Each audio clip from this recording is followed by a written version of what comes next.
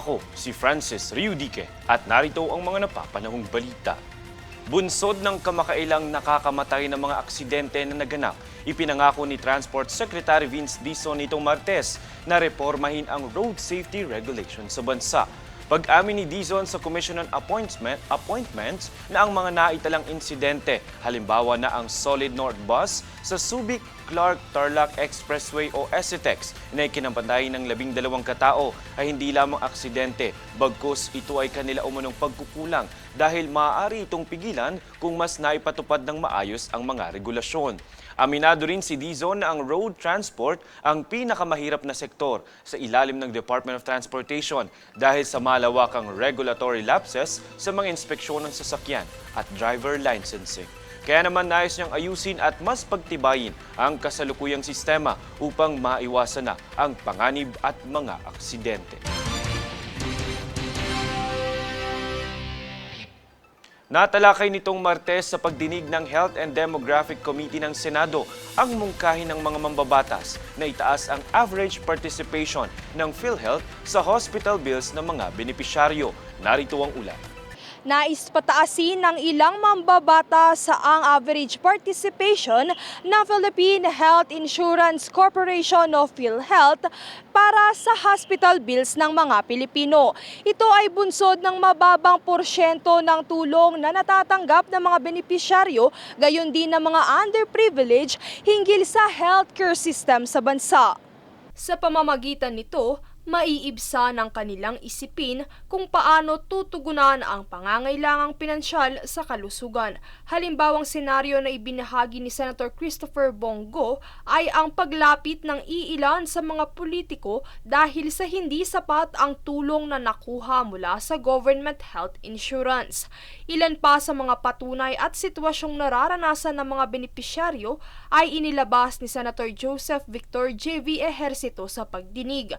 Kabilang dito ang hindi pantay-pantay na cap percentage sa bills ng mga pasyente kung saan ilan dito ay nasa below 1% lamang.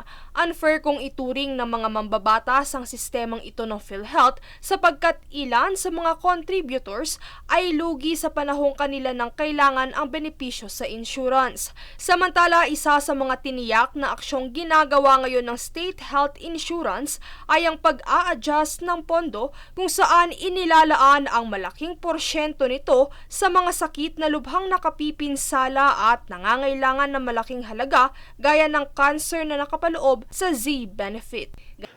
Meron din po kaming tinatawag na reinforced case rate. Inuuna po nga namin yung mga case rates na kailangan po namin i-adjust. Gayunpaman, mariing pakiusap ni Senator Ejercito na may taas ang porsyento ng ambag ng PhilHealth sa hospital bills ng 18 to 30%. Na halimbawa, 200,000 yung bill nila.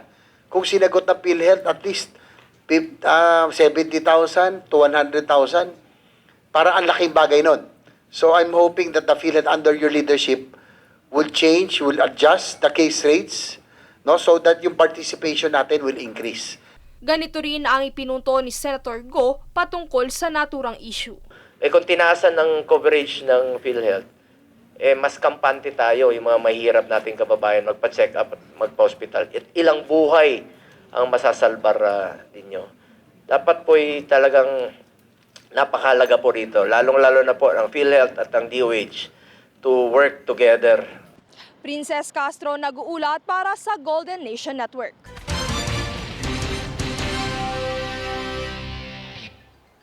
Kaugnay na balita, nagbabala si Health Secretary Teodoro Herbosa na maaring lumampas sa 400,000 ang bilang ng kaso ng Human Immunodeficiency Virus o HIV sa bansa. Ito'y kung hindi gagawa ng agarang aksyon upang pigilan ang paglobo nito. Nauna nang nanawagan si Secretary Herbosa sa Pangulo na magdeklara ng National Public Health Emergency matapos ang pagpalo ng 500% na bagong kaso ng HIV. Pagbibigay din Herbosa, hindi death sentence ang HIV at kailangan lamang pagtibayin ang mga diskarte ng lipunan at pamahalaan upang masugpo ang pagtaas ng kaso nito.